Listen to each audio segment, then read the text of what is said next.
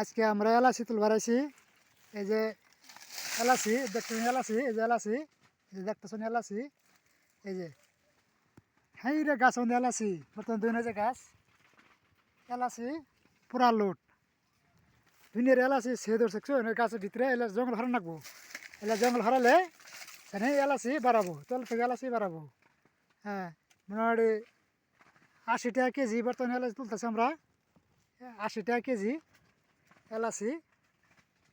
এই দেখতেছেন, এই যে গাছ দেখছেন, এই যে ঠিক কি আর গাছের নাল দেখছেন, ঠিক এই যে হলদি গাছের মতন, হলদি গাছের মতন এলাচি গাছ।